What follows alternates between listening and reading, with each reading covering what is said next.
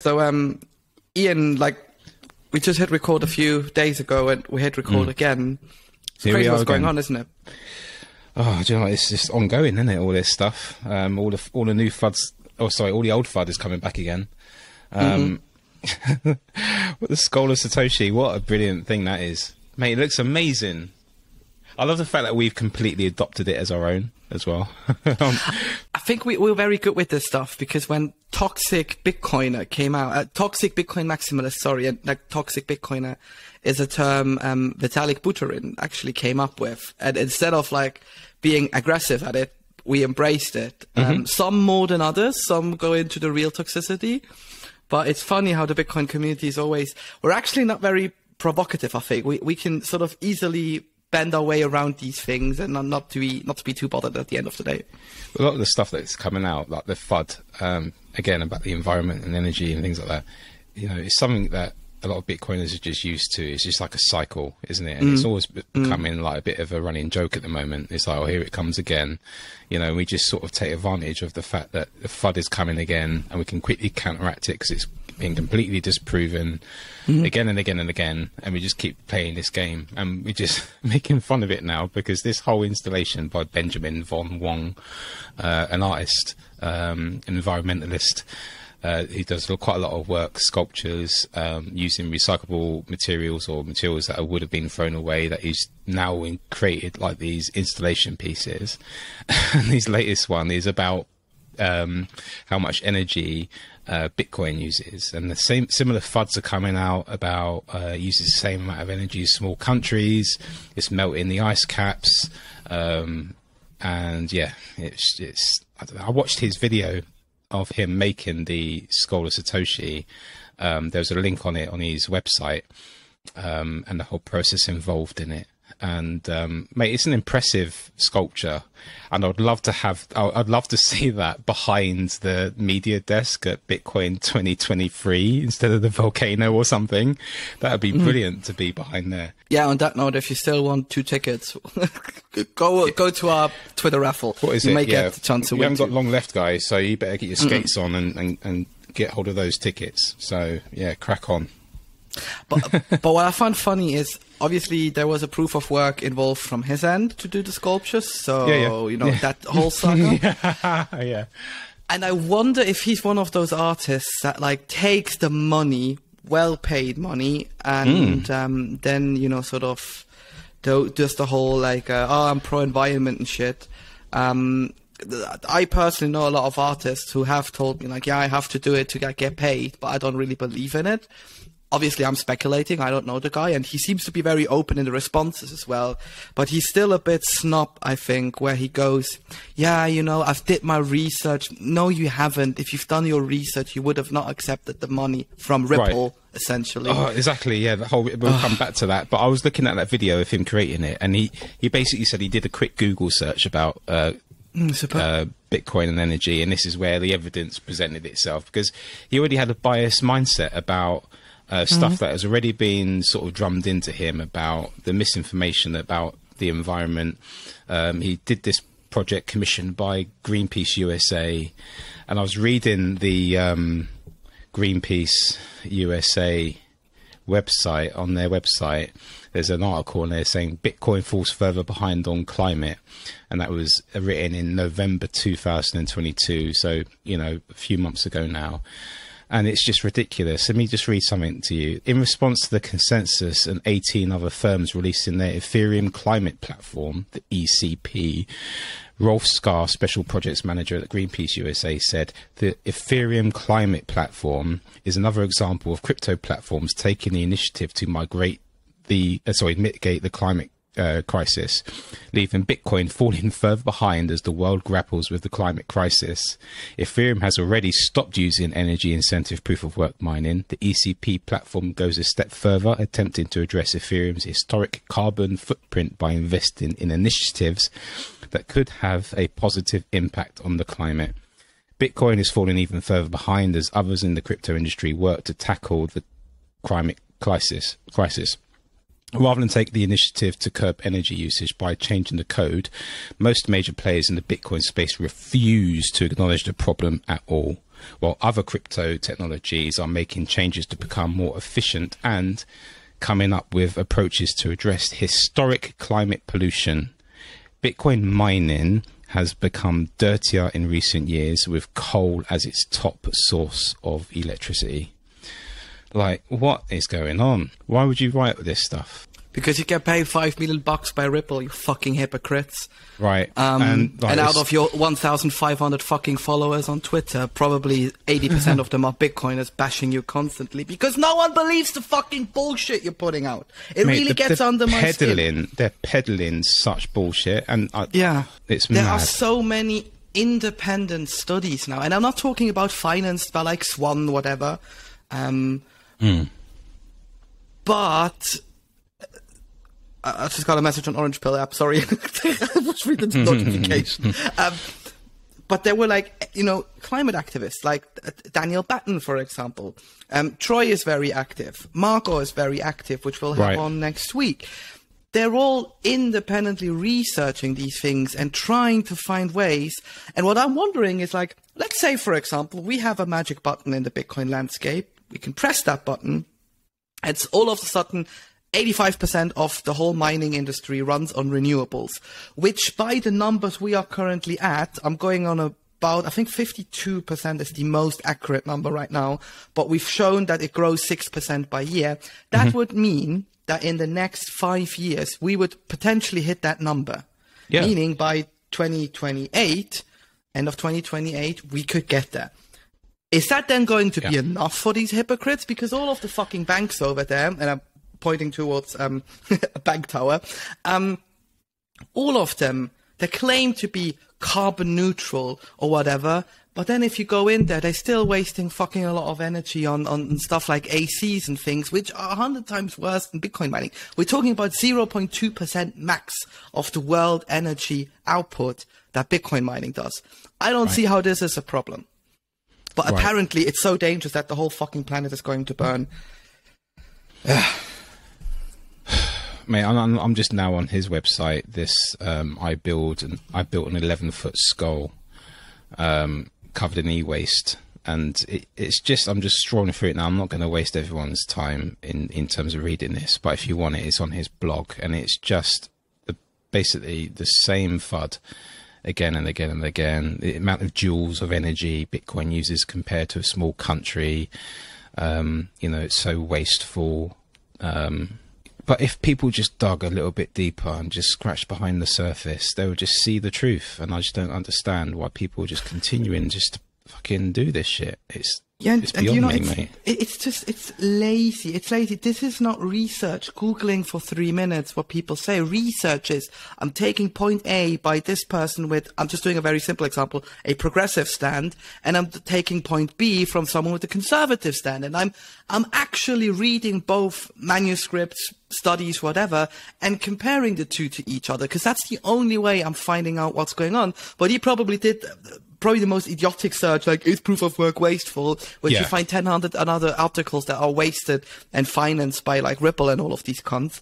And he does ignore the fact that Ripple is a fucking Ponzi scheme that was brought in, where fucking cunts in the early beginning got a pre-sale, mined all the coins, dumped it onto retail, and now retail is sort of hovering around, still believing in the XRP army that it's going up. I hope we have some of those idiots in the comments. I'll gladly take you up on a fight, because you have been conned. It is a con. That's it. Nothing else. Open your eyes and look into the eyes of the Satoshi skull. The truth is hidden behind those eyes. Oh, look at that. Can I share that in the, let me just screen. Fuck, which one is it? What are you sharing? I'm trying to share the picture and I have too many fucking screens open. Let's go. No, you should see my desktop. It's a mess. Someone has already built it as like a live sculpture as well. Oh, amazing. Look at that. That is cool. That is really cool. The AR model. Is it AR? Oh, sorry, it is AR. Shit, that looks real. Wow, yeah, it does, doesn't it? Holy fuck.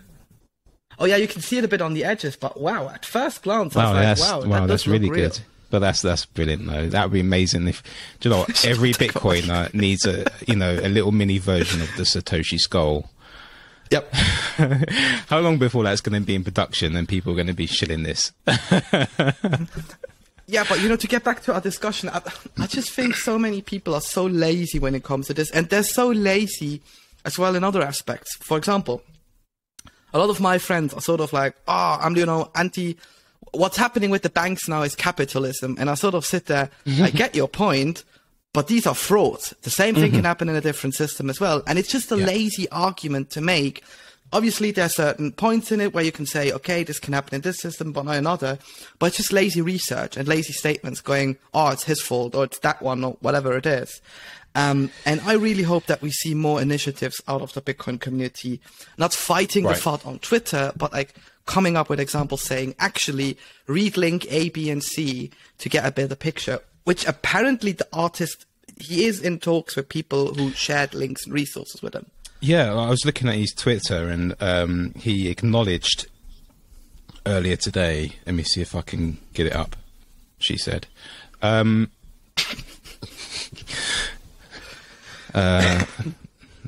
why you have Twitter Blue, Ian." I do not. Don't swear at me.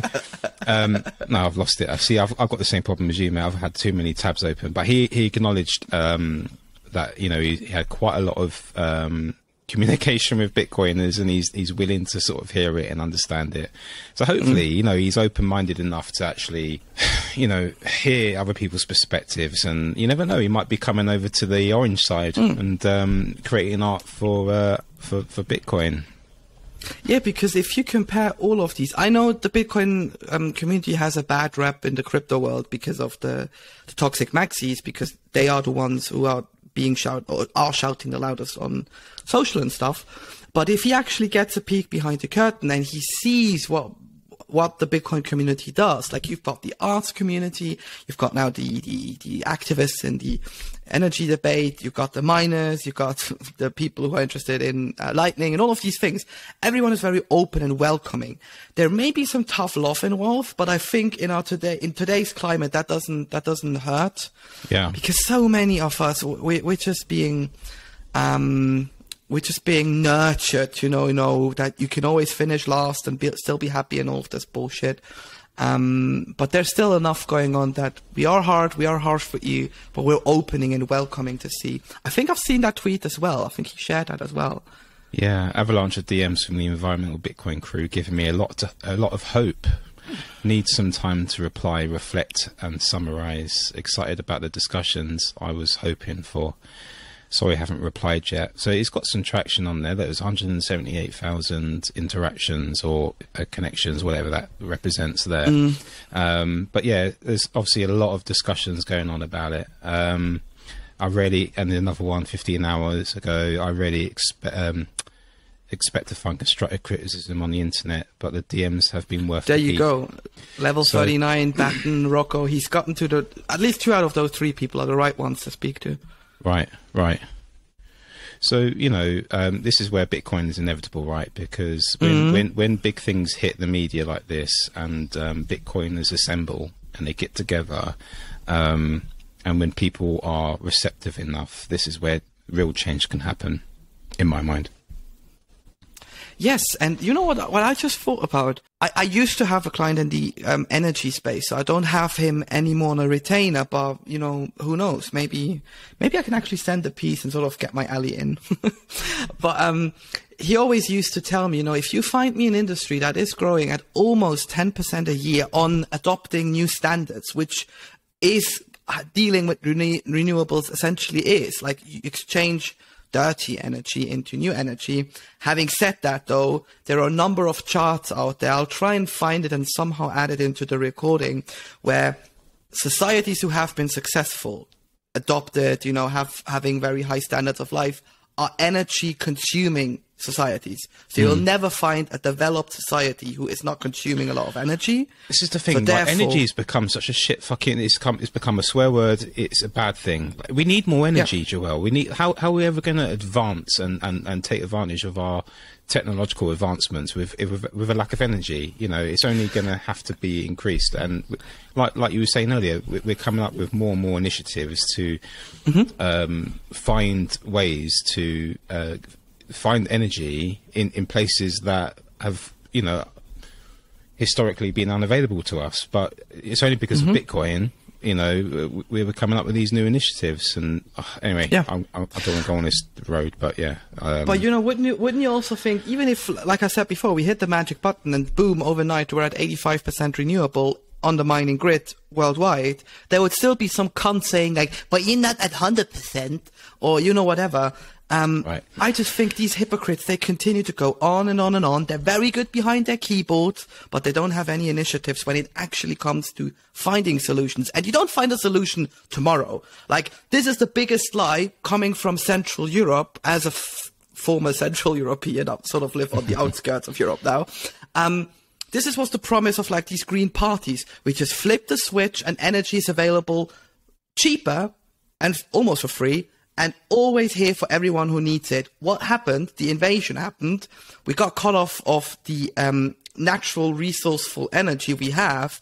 And all of these solutions, A, weren't ready, and B, certainly weren't cheap. They were actually more expensive and harder to get to houses and such. So is that the alternative we all want to live in? Like, don't you look at the past 2 years in general with the whole energy debate, with the costs of stuff, and think to yourself, maybe it's a good point to find a mix. In the long run, we want to have renewable forms, but we need to have energy sources that work now and not in 10 years. Because I don't want to freeze my fucking balls off in the wintertime just because some green hippies want a new energy source, which possibly works or doesn't. I don't know. I wonder what Greta thinks of all of this, because I know you're a fan, Joel. Extremely.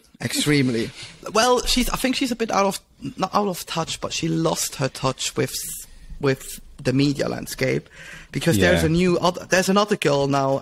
She's actually quite fit, and she's always speaking at the UNO and stuff. Yeah, so I don't know. I mean, Greta is going on about, this is, again, all capitalists' fault, but then if you actually look at, like, the costs involved to getting her around the planet, that's not cheap. I know. Where do you get that money from? Yeah, and I was looking at this video that the artist Benjamin was, you know, he put out there, and he went to Greenland on the ice sheets with Greenpeace, and they were showing him that it's all melting away and all the ocean's going to rise by however much, and, you know, basically swallow our cities up with water, and because of the melted ice caps and things like that. And I was like, how much energy is it taken to get you guys there with all this production? You know, how have you travelled there? Why are you trampling all over these precious ice caps and telling us that they're disappearing? Like, why are you killing the penguins? They're not in Greenland, I know, but like... Yeah. There's always this content that replies, that's what I'm saying. But I tell you what, mate, the memes have been flying today with this skull of Satoshi. Some of them have been absolute legendary. There's, let me go on, talk about something, and I'll quickly find one that I found was hilarious. You might not get it or understand it, but I just found a very funny one, which, like, I've seen a lot of times today as well, because they already turned it into, you know, one of these ones. Oh my god, mate! Do you know what? Bitcoiners are the best at fucking memes, man. Oh my god. Do you know who this guy is, right? Hold on. I've come away from seeing the screen. 1 sec. Oh.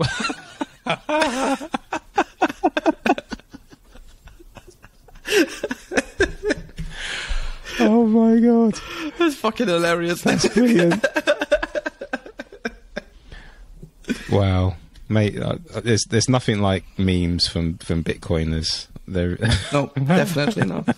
I've even seen someone making a discount code in a QR code and then sort of putting the QR codes on the eyes of the skull, which looked quite wicked because you get like the laser effects shooting from behind. And he was like, well, if you play with the skull, you get like, I don't know, 5 or 10% off with that QR code. So they're already integrating it. Maybe it was Bitcoin Magazine or someone, I can't remember. Coin Corner should do a card with the skull of Satoshi printed on it. That would be brilliant. You know what? Having said so, there is actually someone in the UK who does NFC cards that like light up with like lasers. I'm actually gonna shoot them a message. They should do like a special edition 21 of those with like the skull, and if you pay, like the skull eyes light up. That'd actually be pretty funny. I can't find that meme now, but I'm gonna have to maybe put it in the show notes later. It was brilliant. Mate, there's another one. I'm just finding all the memes right now. Go on. Let's just hang out and Bitcoin watch Twitter the memes. today. Yeah, let's just hang out and look at some. It's funny, isn't it? That's amazing. Come on, people are just what the else best. have we got? No, you can't. The ripple. Hold on, go back. What's this one? No, you can't make a meme.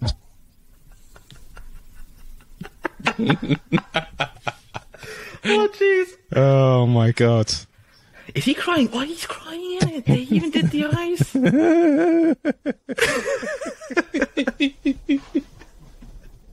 I hope there's another one. Yeah. Brilliant. Scooby-Doo. Ripple. Oh, jeez. This is the fucking like bullshit of it. Like this money going around. I can't show this. What's this? I can't show it. YouTube. Oh, fuck it. If YouTube censors us.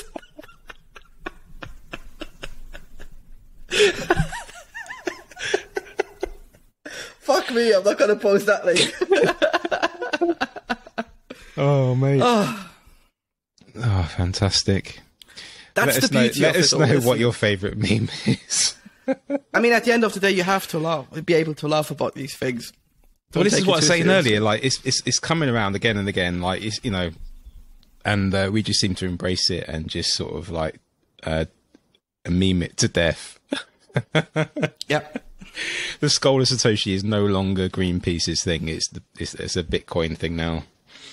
And I think it proves a broader spectrum, because I actually, what is it, not March? I finished this in December. I wrote a big lengthy report for a client where I sort of analyzed, did ESG as an investment aspect fail? Because at that point, BlackRock was massively down on their ESG investments, and you sort of seen the money that's been flowing into the investment space in the renewables ESG debate has also been going out. So like there is a loss of trust there. And not surprisingly, everything involved ESG to this point has been a failure for many, because they say like, oh, the returns weren't as quickly as we promised. You know, the innovation at the end of the day has not been there. Therefore, we move on. And what did most people do? They moved on to natural gas, coal, and all of the other bad fossil fuels that have been obviously highly lucrative for these past couple of months. So I think it just shows as a whole, not just Bitcoin, people are really fed up with this, because I think a lot of people want to help, but like, you don't want to be the problem for every possible solution, right? Right. Absolutely. I mean, do you know what? While you're talking, sorry, I was thinking, you know, we were speaking to, in our episode on Joël, the Bitcoin mining, what's the company he works for? Luxor. Yeah.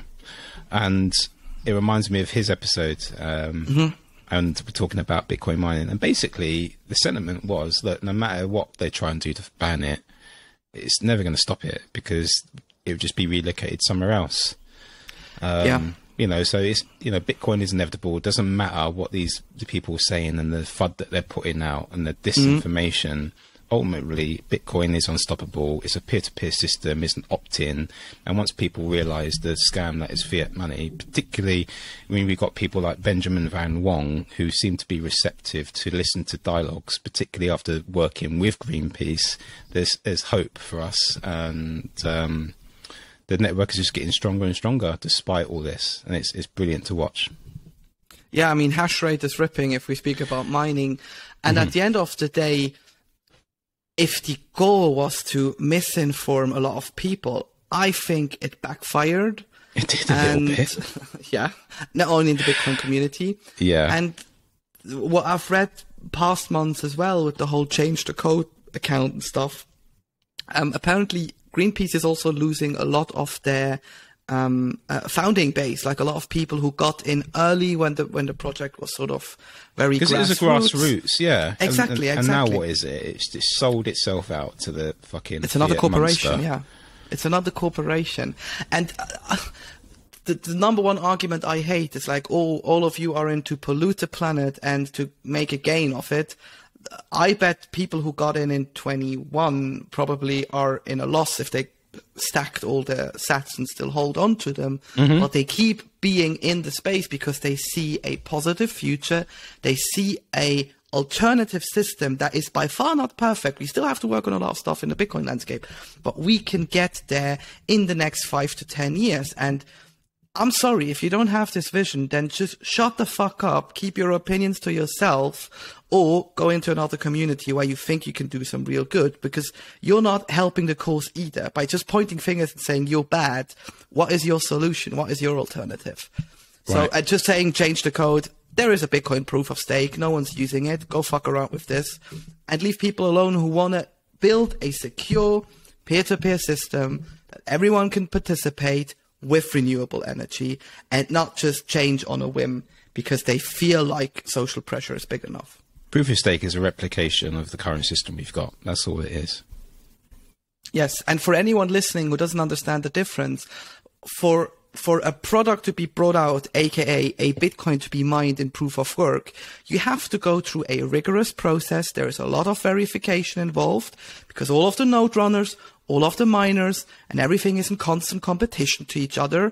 You have to really do the work to get there. In proof of stake, if you're lucky enough and you hold enough tokens early on, you can control a lot of that network. Having said that, obviously, if you start as like a retail guy and you just accumulate after all of the insiders have already gotten in, you have absolutely no chance unless you're part of the 1%, because then you can just buy that asset up. Right. If you look at this and think this is the better solution, I don't think you've done your homework. Yeah. Yeah. And it's tiresome repeating this same thing again and again, but it's necessary. You know, because, you know, we'll be doing this for the next 10 years, Ian. I guess so.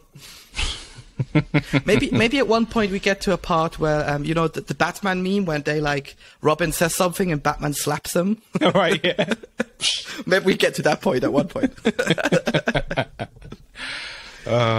You can't, I don't know.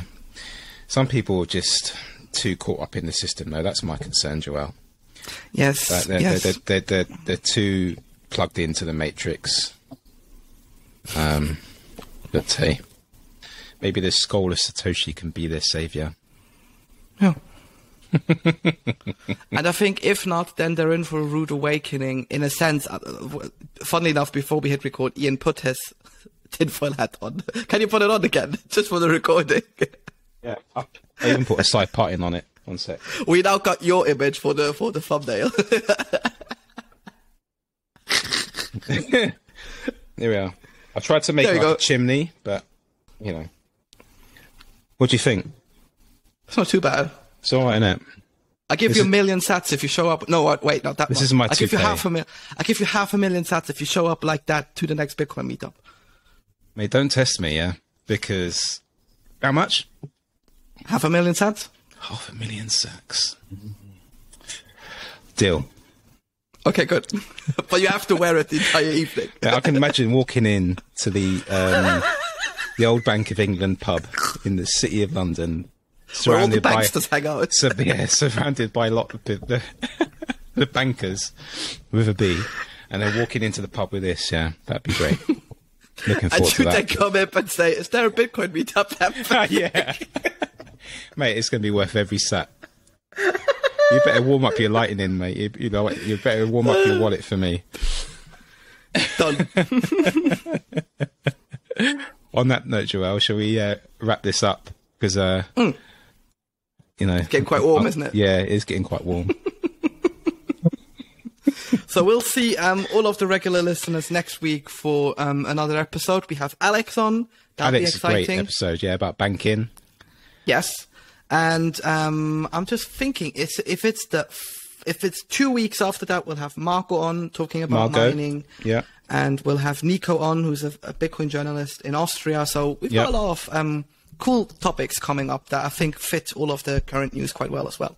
And we're going to put the giveaway information in the show notes. So if you want 2 tickets, one person is going to win 2 tickets. to Bitcoin Miami. We're not going to pay for a flight. Come on, guys. We've got the 2 tickets, and that's all you're getting. So good luck. See you soon.